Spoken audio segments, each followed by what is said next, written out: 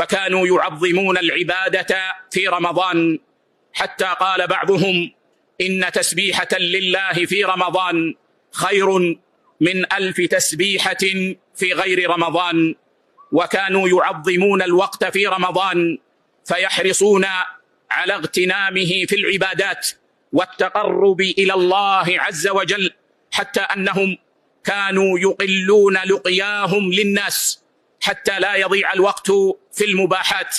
فكان منهم من يلزم المسجد إذا كان صائما رغبة في اغتنام الوقت في عبادة الله سبحانه وتعالى.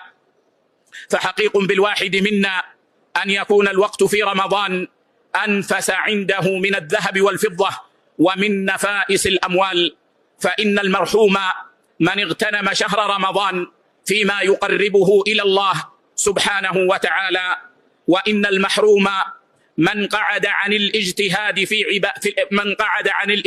في العبادة في رمضان ولو لم يفعل حراما، فإن فعل حراما كان أشد حرمانا.